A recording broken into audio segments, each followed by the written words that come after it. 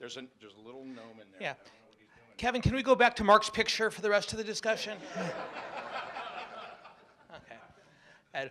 Well, Mark, thank you very much, and thanks all of you for joining us here today. Before I bring up my illustrious panel to lead us through a conversation on these poll results, I also want to add a couple of thank yous, as Tracy mentioned during her very, very nice introduction. And Tracy, I'm very grateful for it. For those of you who don't know, this is the 14th week of a 15-week semester at USC.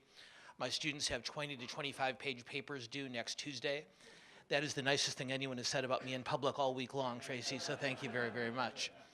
As she mentioned, I agreed to chair this task force for BizFed in December, and I will tell you that after many, many years of being a tremendous admirer of this organization and all it's accomplished, to have had some time over the months to work as part of that organization and see from the inside not just what all of you have accomplished so successfully for so many years, but how it actually comes together really has been an extraordinary experience for me.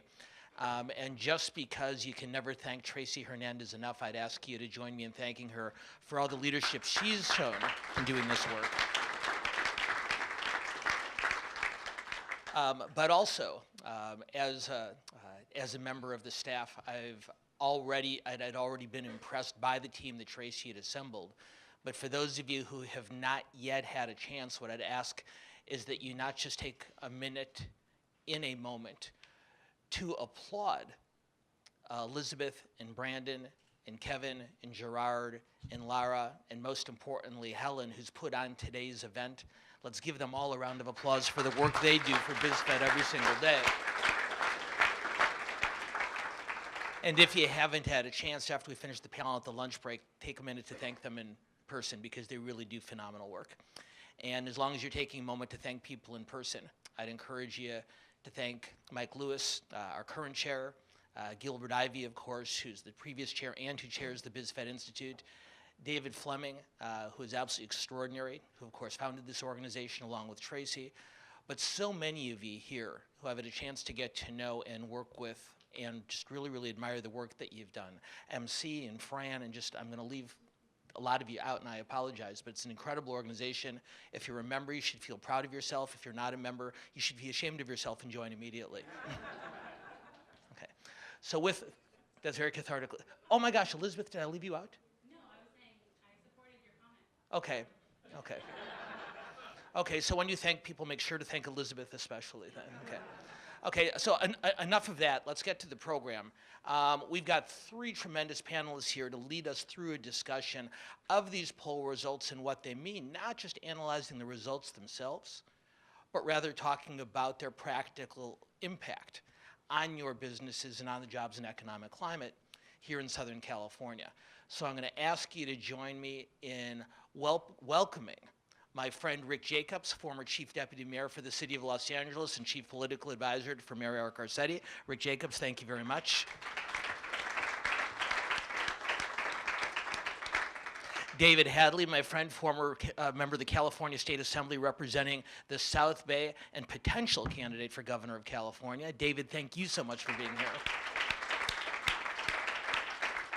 And we've told David, well, come on up, guys. You can have a seat. It's okay. And we've told David that when he officially announces, he can have a speaking spot all of his own the way Antonio did. But in the meantime, he's on a panel for us. And last and certainly not least, my friend Kim Ritter-Martinez. Kim is the chief economist at the Los Angeles Economic Development Council. Well, you deserve it. So we're thrilled to have Kim here with us today also.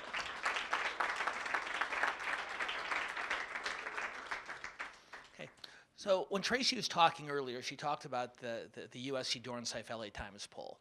And I was proud to have found it and run it for many years, and I'm just as proud to have handed it off to new leadership in order to work with Mark and his team on the tremendous work they've done on this poll. But there is a common thread between the two polls that I want to talk about for a minute because I think it's going to inform this discussion. One of the unique things that the USC, the main unique thing that the USC Times poll did in last year's election is rather than just simply measuring voter preference, are you supporting candidate A or candidate B, Smith or Jones, Clinton or Trump, we instead asked, we tried to measure not just voter preference, but voter intensity. And instead of asking who you supported, we asked our respondents instead, on a scale of 0 to 100, how certain are you of your vote for your preferred candidate?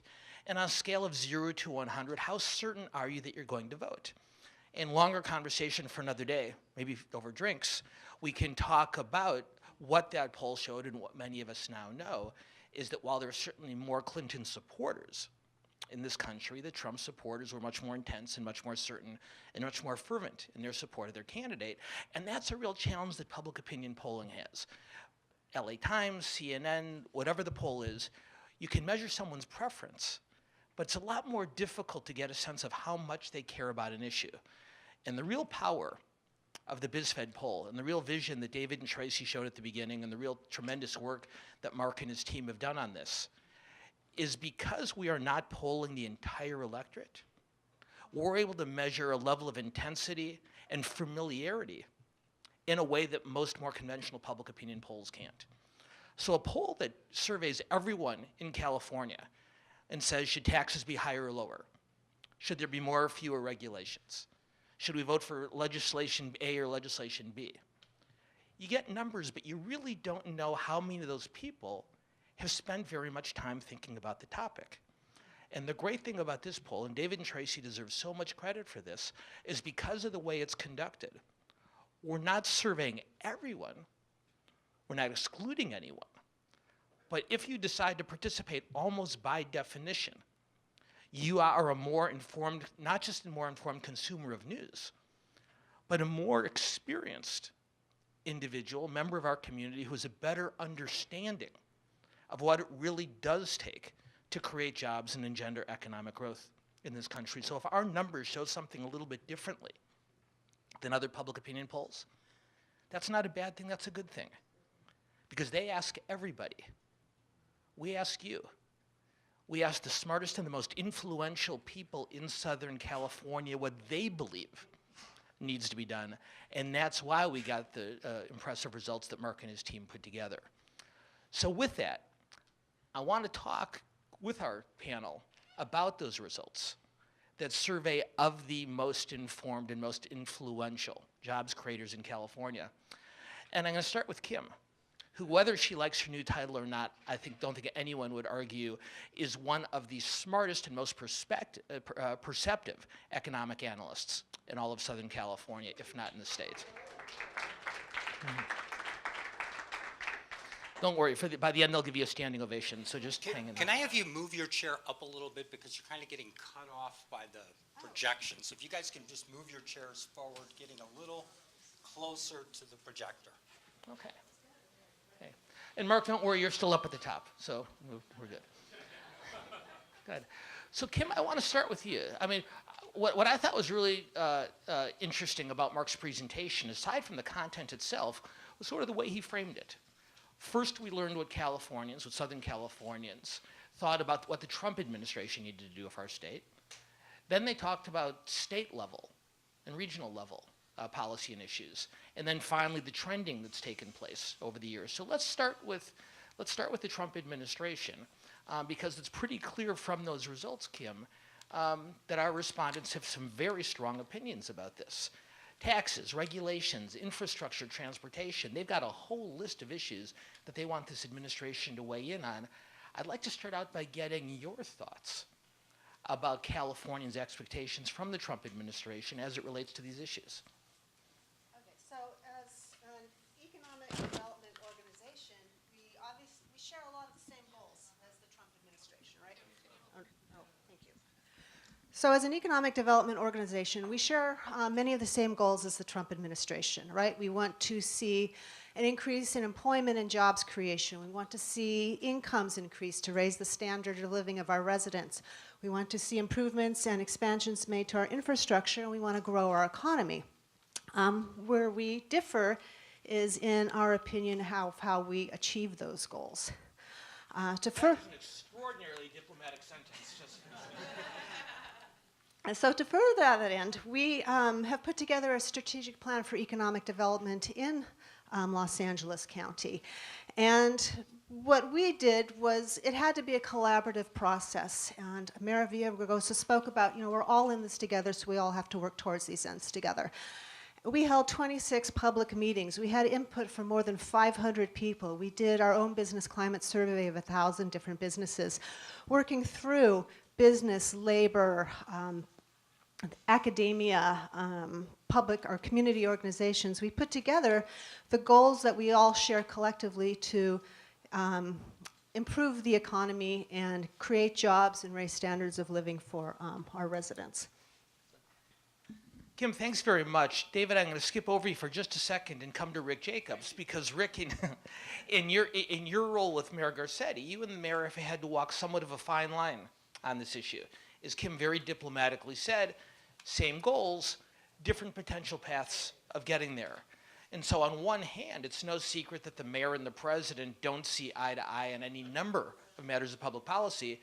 On the other hand, it is important to try to forge a working partnership.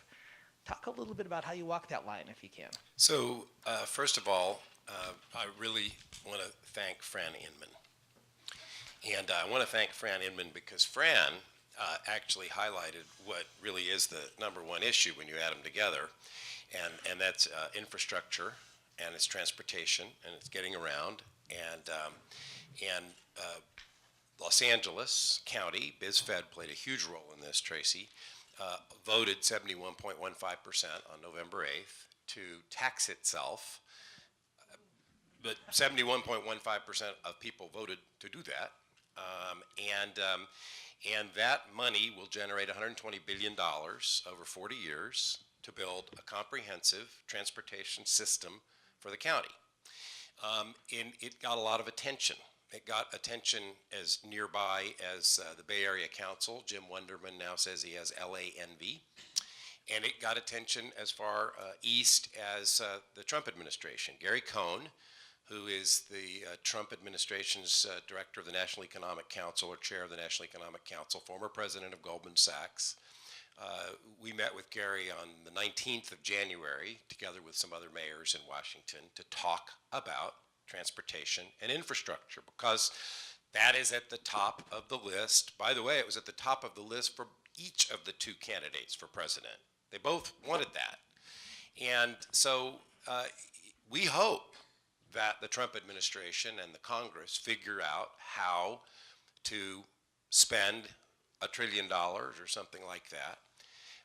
We also hope and expect that if the federal government is going to do anything like that, that is as big as that, that they're going to have to pay attention to self-help places. And there's no bigger self-help place in the United States of America today than LA County. That Measure M that we passed, that Mayor Garcetti put his reputation on the line to pass, is the biggest by 2 times of any such project or series of projects in the history of the country. So, long way around Robin Hood's barn, how do you get from Fran Inman to Donald Trump? So, the answer to the question is, guess what? Some issues really are just plain old American issues, and America expects to let people move around freely. That's what we're about. If you want to hire people, they have to be able to get to work. If you want to be able to move your goods from the port, you have to be able to move your goods from the port. The President of the United States, and we know Gary Cohn knows this, what do we have? Over 40% of containerized goods come into the United States through the ports of Los Angeles and Long Beach. Once they get there, they have to go somewhere. So I think that it isn't that fine a line to have to walk. It's just America. I mean, you got all kinds of layers of government. You've got all kinds of layers of business. If we're going to get moving with the money from Measure M, we're going to have to use public-private partnerships also. I think that, again, this isn't partisan stuff. Rick, thanks very much. A couple of things. For those of you who are keeping score at home, that is 2 thanks to Fran Inman, which put her only 1 behind Tracy Hernandez. But it's still early, so we'll see what happens before the end of the program today.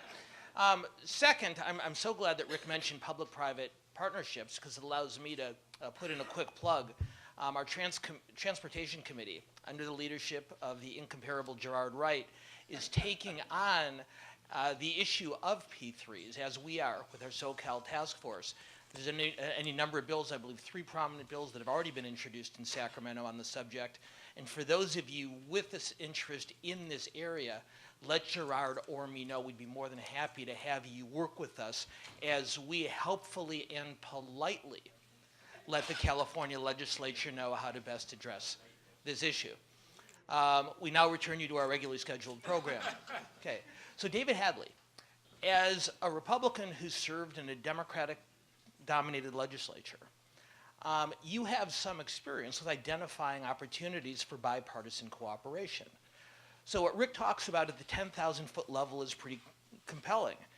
It's not a red America, it's not a blue America, it's a United States of America. Rick, I think I heard that somewhere before several years ago, but the point is a good one. More practically speaking, how do you forge that kind of bipartisan consensus, and what is the role that the business community can play in making sure its voices are heard as the consensus is arrived at? I'm sorry, I don't think that was polled. Do I have to answer that question? Well, thank you, Dan, and great to be here with all of you this morning.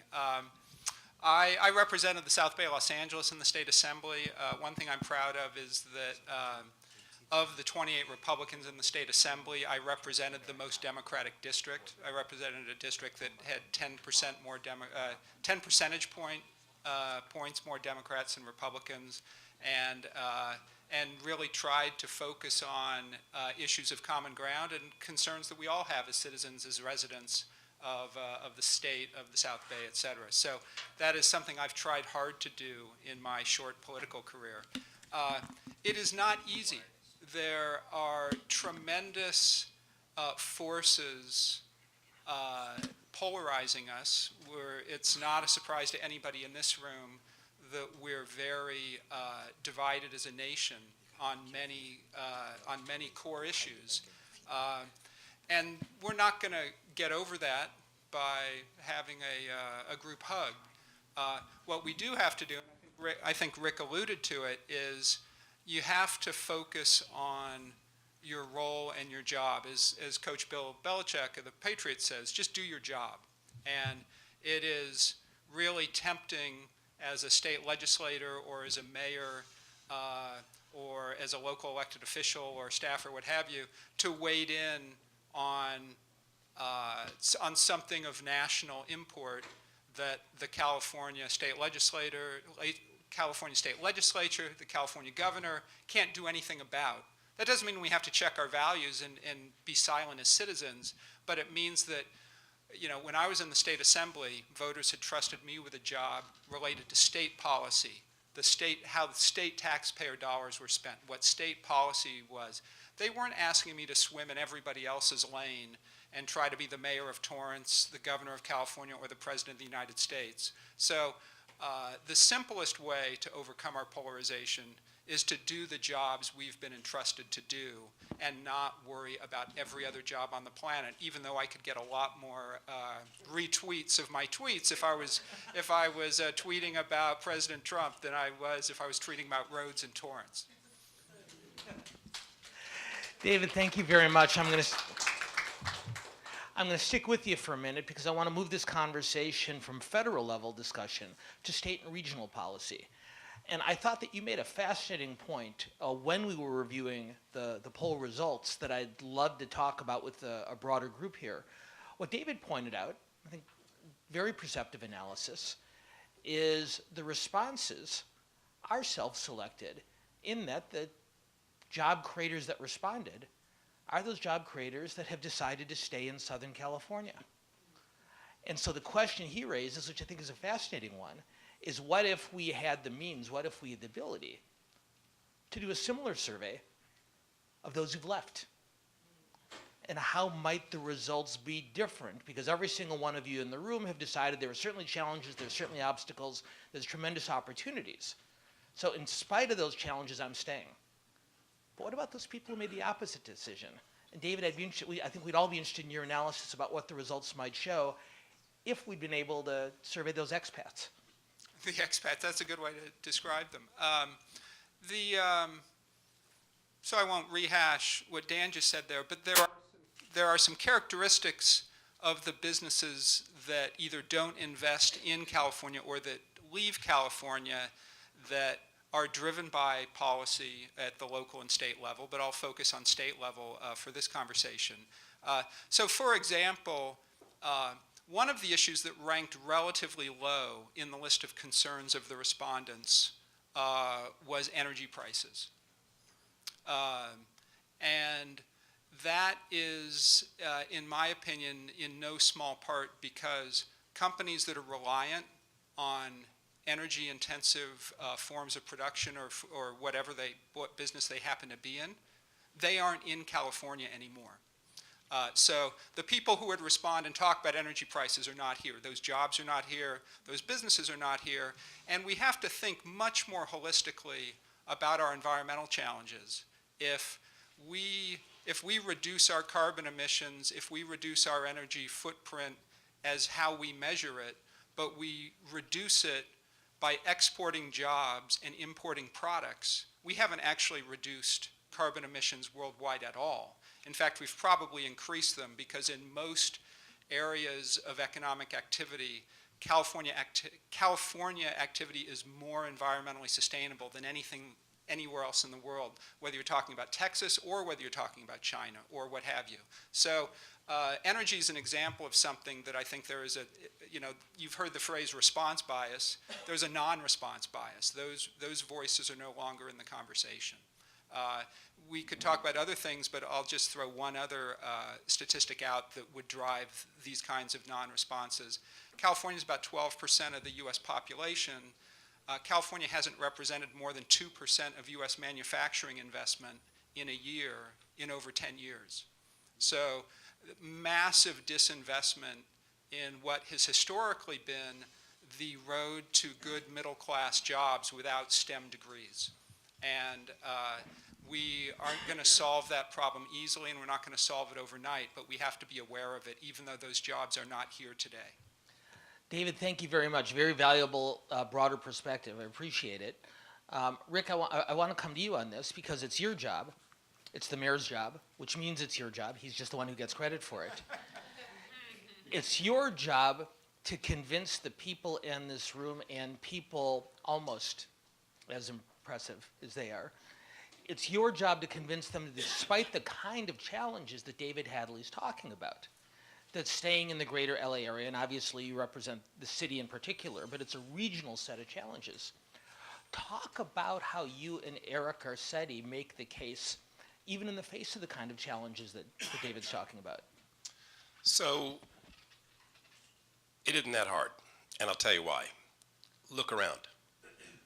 We've created, by the way, 186,000 new businesses have been created in the last 4 years.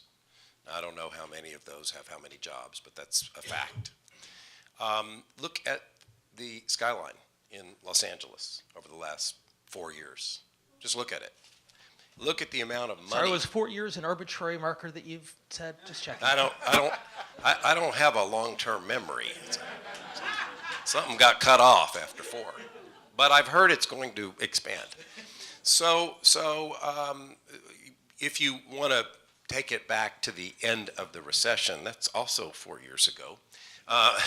Just saying. But at any rate, roughly, give or take. But at any rate, look, you just have to look around. And the building in which we are, which has been sold, I think a Canadian company owns it, and there are some pretty big plans for redevelopment here.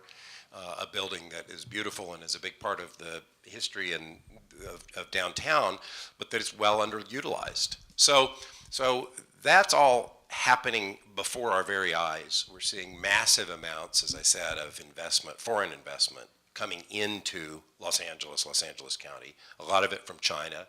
If you, I don't know if the statistic is still true, but if you were to look at the 5 largest projects by investment dollars in Los Angeles, 4 of them are Chinese and 1 is Korean. So something's happening. People are coming here, they're spending money. I think our challenges here are, number 1, to do everything we possibly can as a city to make it easier for people in this room to do business with the city. And I think we've made some real progress on that, and I think there's more to make.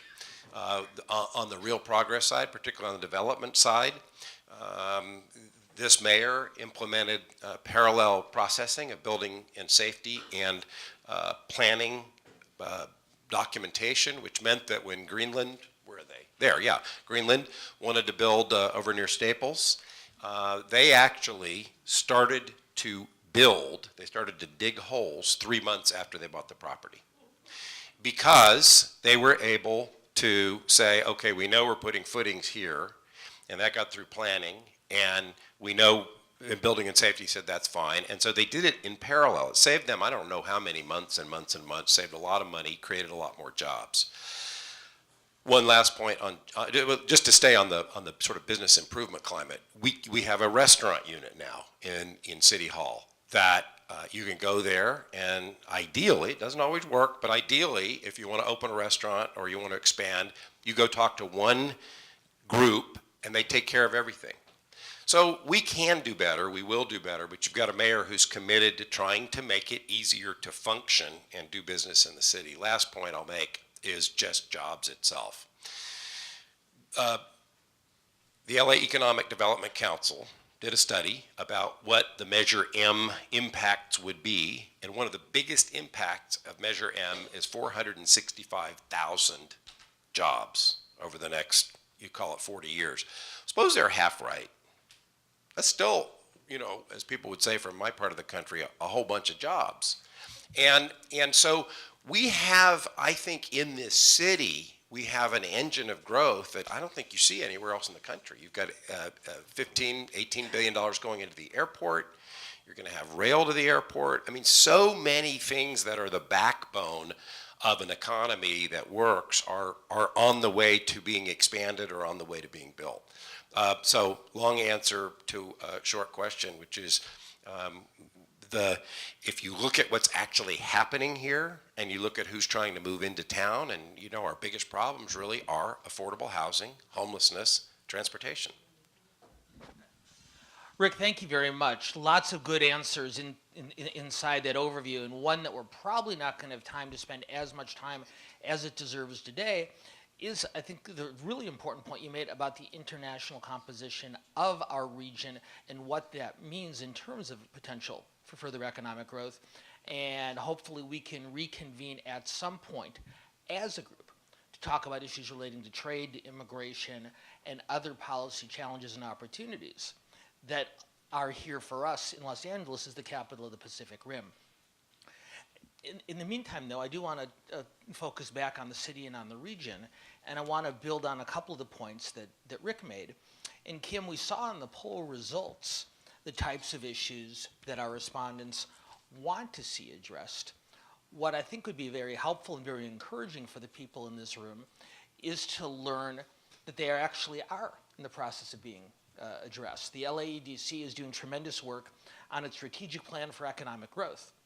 And on issues like job creation, on issues like employment and housing and transportation, they're doing some really good work here. And maybe you can spend a few minutes telling us what can be done to make some of those numbers go down. Okay, so I mentioned the strategic plan for economic growth that we developed.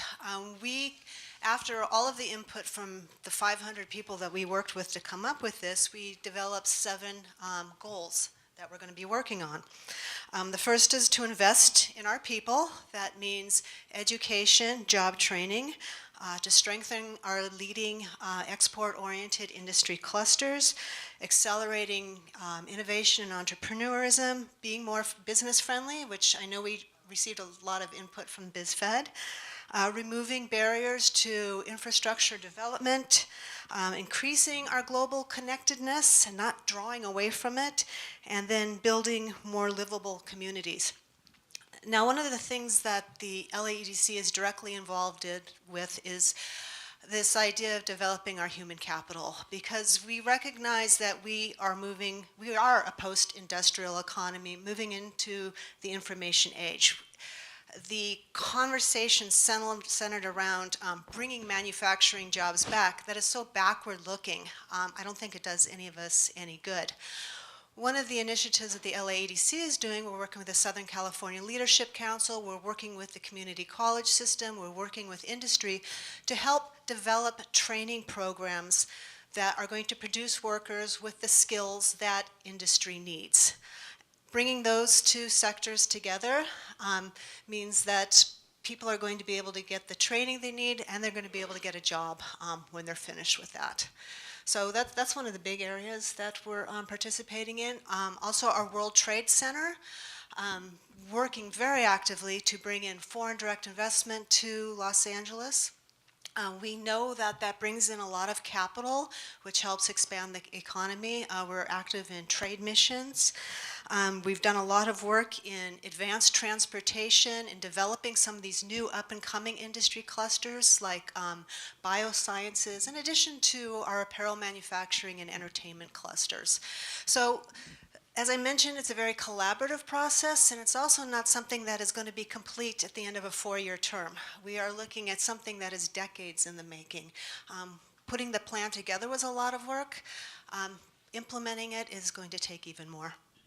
Kim, thanks very much. And I'll tell you, we're going to open it up to questions from all of you in just a moment. But I really want to take a minute, and we're going to applaud the panelists again when we conclude the discussion. But I think it's worth taking a minute to reflect on why what these three had to offer us is so valuable. Because looking over poll results, frankly, isn't that hard. We're all smart people. We can read the numbers and say, okay, that number's higher than that number. And it's interesting, but only for a moment. To me, what's much more interesting and much more important is not the numbers themselves, but what's behind them. And more importantly than that, what can be done to change them. And I think what you've heard from Kim and from David and from Rick is not just an analysis of our region and its economic status as it currently stands, but what its challenges and opportunities are going forward, and we're very grateful to you guys for it. You know what? Let's go ahead and applaud them anyway. So, does anyone have any questions? And can you state your name and your organization and hand me a business card? Don't have any business cards. My name is Jewel O'Connor. I am a bus operator for MTA, so I do want to talk to you too. I have several questions. First of all, with the tax deal, because I am going to be a future boss. So with the tax on organizations, I know that the mayor has given tax breaks for entertainment businesses, because when I drive through downtown, we're getting a lot of film production we have to navigate around.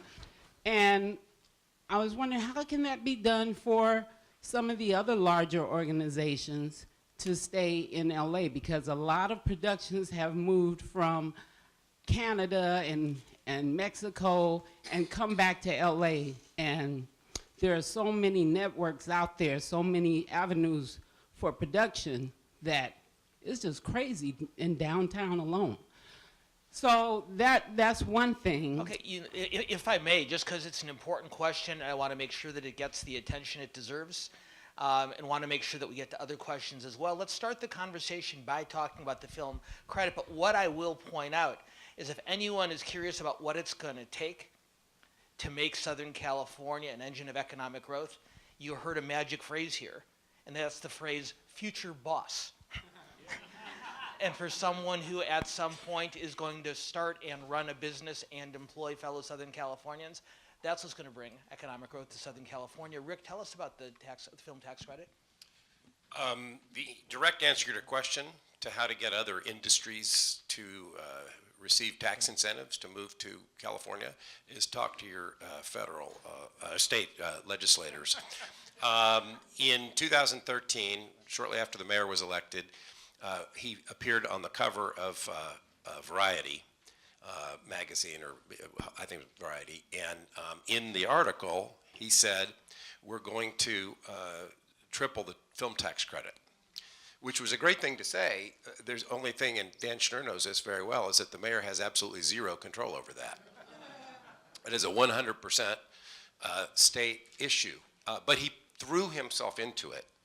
And with a lot of work from a lot of organizations, it was unified labor and business and everything you can imagine in between. Ken Zifrin leading the charge as our film czar. The legislature passed and the governor signed a 5-year film tax credit, $1.6 billion in film and television shooting credits that apply to people who want to shoot in, produce their stuff in California. There's actually a 5% increased credit if you do not shoot in Los Angeles County, by the way. That was because we needed a lot of people who weren't in the county to vote for it. So guess what? Guess what's happened? Not only are you inconvenienced, which is, by the way, I think a great sign for all of us, because that means that we have a lot more economic activities. We have $1.7 billion already, $1.7 billion already of increased economic activity as a result of the first year of this in LA County. But the second thing is Netflix just opened a giant headquarters facility for entertainment in Hollywood in a Hudson Pacific building. And you may have seen Netflix just announced that it is pulling all of its production, $6 billion worth of production, back into California, regardless of tax credits in Louisiana, North Carolina, and New York. Because what they realized is that, yeah, there are some tax incentives here, but for Netflix, which is one of the biggest content producers in that industry now, for Netflix, it's more economical to do business in California, where all of the infrastructure already is and the people already are, than it is to send people flying around the country. So I would call that a big win all the way around. And the answer is, call the governor and tell him to, subsidize some stuff. So for the record, we'll just note that David Hadley did represent Los Angeles County, so he was not a vote to steer some of the film credit out. Okay. Mark is obviously upset that we have taken his picture down. Is it? Yes, can you put that back up, please? that's why I'm up here. No. Okay. And plus, also the days available shooting statistic that they also track is also a nice thing for Los Angeles, because back when it used to not rain for the previous 20 years, it was great. Anyway, Kimberly, I got a question straight for you, because there's one thing I haven't heard hardly anything said since you said this, but bringing back manufacturing is looking backward. And when you said that, here's a conundrum for me. We have hundreds of manufacturers that we service at Employers Group. Sitting with NAM, Los Angeles is one of the largest manufacturing counties in the United States. You also look to things like resources, scrap metal that we now shipped back to China and things like that. We ship out resources. We have rail. We have ports. You have all the infrastructure for manufacturing to support producing and distribution. Please explain to me how manufacturing, bringing it back, is looking backward. Okay, I didn't phrase, excuse me, I phrased that poorly. The conversation has been around bringing back sort of the blue-collar, low-skill jobs. At least that's what I heard during the campaign. We are not going to bring back textile jobs that have been sent overseas, or small electronics and things like that. The fact is, in 2015, the United States set a new record in the value of its manufacturing output. Even though service sector jobs are now about 70% of all wage and salary jobs in the United States, manufacturing is still a very important part of our economy, but it has changed. We simply don't need as many people as we used to in order to produce the same amount or ever-increasing amounts of output. So the focus has to be not on protectionism or somehow bringing back jobs that have left overseas unless it makes economic sense to do so, but to train the people to do the kinds of jobs that are now being created in the manufacturing sector. And that's why we are concentrating and focusing so much on the community colleges, because not everybody is going to want or need to go to a 4-year university program. So we're not trying to downplay the importance of manufacturing, because, I mean, we recognize it in our concentration on developing and expanding our aerospace sector, advanced transportation, and and some other industry clusters that we have here in Los Angeles. And we know that we're still, we're seeing a pretty steady decline over the last 30 years in the number of manufacturing jobs in Los Angeles County, but we're still one of the largest manufacturing centers in the United States. It's just the nature of manufacturing has changed, and where our focus needs to lie on growing the industry. Perfect. So important clarification, Mark. Thanks for giving us the chance to address it. So manufacturing is still just as critical a part of our economic engine as ever. It's a different set of challenges and opportunities than we've faced in the past. We have another question. Hello, my name is Lori Yamanaka. I represent NABO, and the day-paying job is Team CFO. You had some, you mentioned this earlier about a job is not a job. A manager is not a manager. And I hear a lot of really good talk about increasing the number of jobs. Great, we had a net 183,000 increase in the number of jobs coming in startups. What are we doing to keep the companies here once they reach a critical mass where they're starting to say, hey, Texas is willing to give me, a credit, or the housing cost is so much less, or I can actually just pay somebody a different wage scale because I'm not required to do all these minimum wage things in California like I can get in Texas. So I think it's, when we talked about balance, it's really important to balance getting new jobs, developing new jobs, but then keeping them here, at least some of them here. And so every time we, how many startups do we have to create to compensate for a Nestle, a Toyota, whatever? Well, David, I'm going to ask you to take a crack at this because it goes back to the way you addressed the survey from the outset. I hear a couple of really good questions in there. One is about the very direct competition that exists between localities in states in terms of incentives that are offered as part of legislation or statute. But there's other types of competition too. The cost of housing, the quality of the schools, the amount of time you spend in traffic. Talk a little bit about what Southern California and California can be doing to engage in that competition more effectively. 3 minutes. Okay. That's a really big, important, and hard question. And actually, David, that's a suggestion, not an edict. Suggesting two would be better. Hard to cover quickly, but let me, and I'm going to back up to try to do it quickly, so excuse me if I engage in some shorthand here. The confusion that we have in California is that we really have two economies in California. We have what I call an intellectual property economy that is mostly on the coast. It is overrepresented in its employee base of high skill, high tech, STEM degree, college degree, graduate degree positions. It's globally competitive. It is growing. This is biotech. This is Silicon Valley. This is Facebook, social media. This is parts of the film and money management industries. This is the kind of aerospace design and advanced transportation design that's going on. And if you are in that part of the economy, if you have the degree, the skill set, the aptitude to participate fully in that part of the economy, you can make a great living anywhere in the world. Your skills are in global demand. Why would you not choose to make that living in coastal California? This is the greatest place in the world. The governor of California has pocket aces. We have the weather, the natural beauty, climate, both because of enlightened policy and because of private philanthropy. We have the best higher education system in the world. So this economy really works. And when you talk to the executives and the leaders in that, those are the people who say our problems are we can't find talent, we can't find housing, and traffic is terrible. And LA is at a real crossroads because I'll talk about the second economy. We have an economy that if you're dealing in the physical rather than the intellectual property world, California is the hardest jurisdiction in the world in which to do business.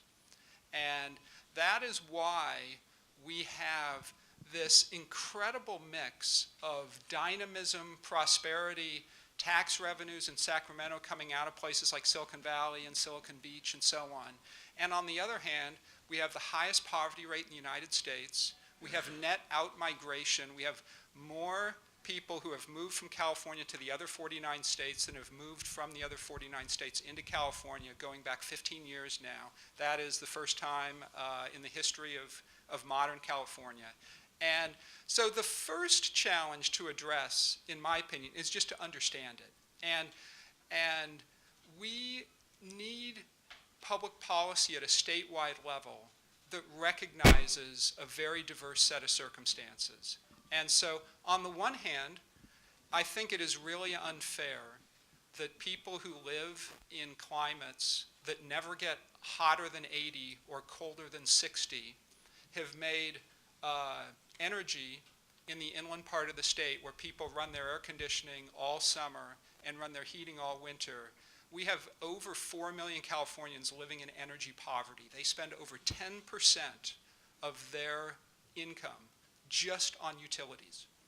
And it's really easy if you make $150,000 a year and you're 24 and you work in Silicon Valley and you don't even know what your electricity bill is because it's taken out of your account via auto pay and your bank balance has more money at the end of the month than it had at the beginning of the month, and so everything's fine.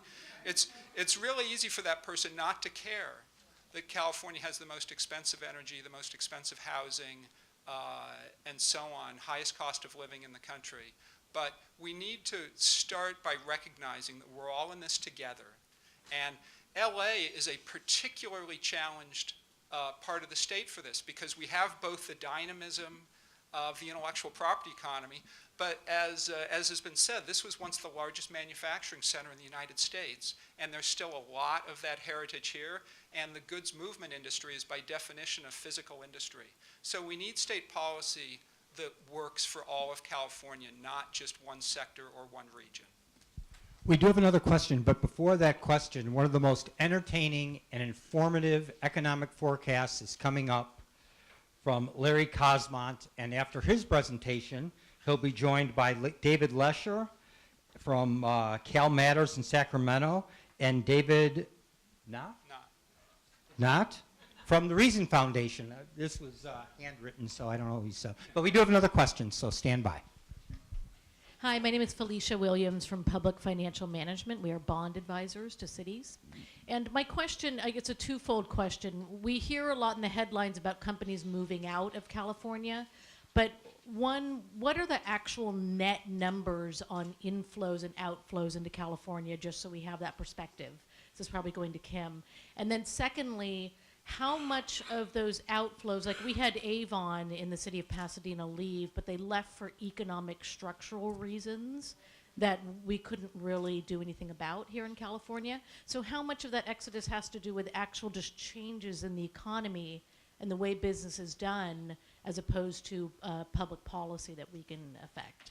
A terrific question, and Kim, what is completely unfair is I'm going to ask you to answer a multifaceted, extraordinarily complex question in 45 seconds.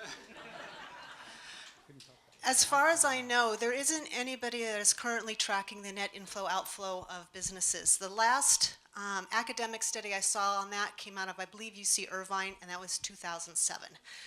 There are a lot of reasons why companies choose to locate in a particular place. It can be a supportive infrastructure like we have with our entertainment industry here that we talked about.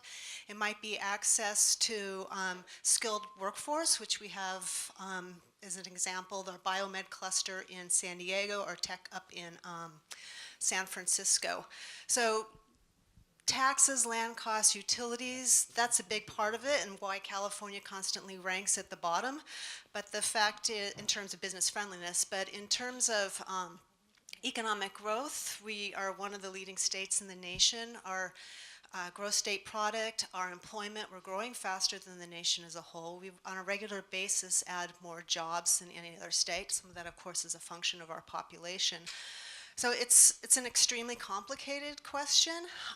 That said, California is a great place to do business. As you mentioned, if you're a tech company, it's less friendly for you if you want to manufacture steel or, although we still have some of that here.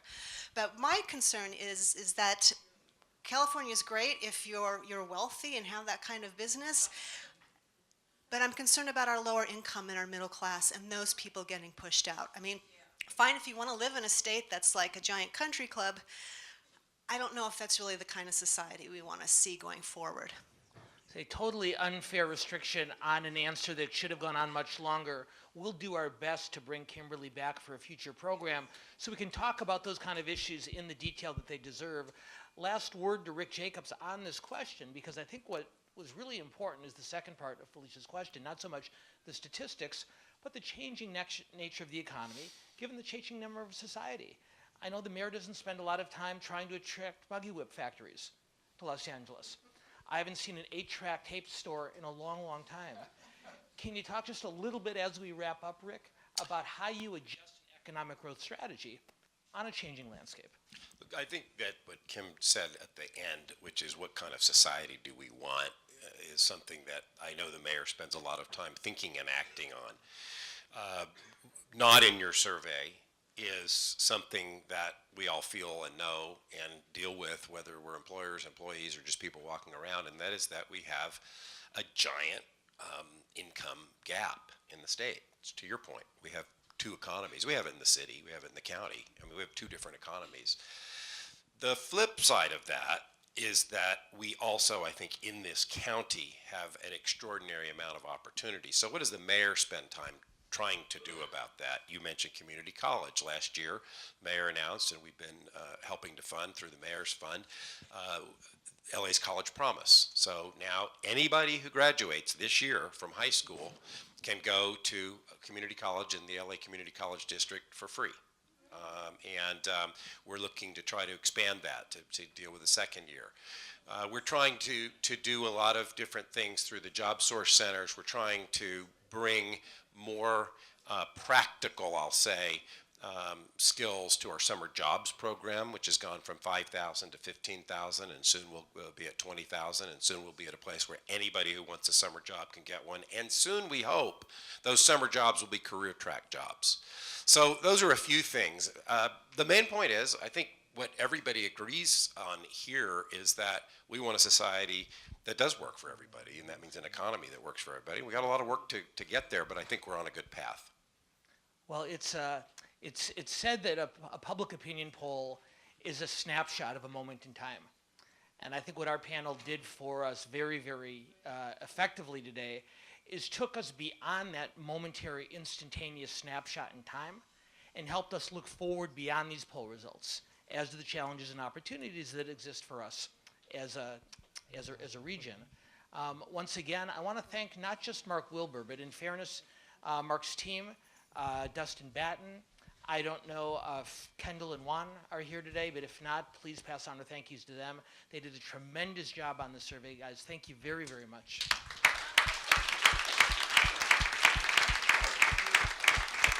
And as Mark appropriately mentioned, this is an appetizer before a full meal in two different ways. Number one, we will be releasing the full poll results the week after next, and we'll look forward to getting together with as many of you as possible in the weeks and months ahead, not just to examine those results, but to figure out what comes next. And in the other way, he was completely right, that's the appetizer before the meal, because it's time for lunch. So please join me in thanking Rick Jacobs, David Hadley, and Kimberly Ritter-Martinez for a terrific conversation. We will take about 20-25 minutes for a lunch of lobster, shrimp scampi, and filet mignon, and then we'll come back for Larry in the next conversation.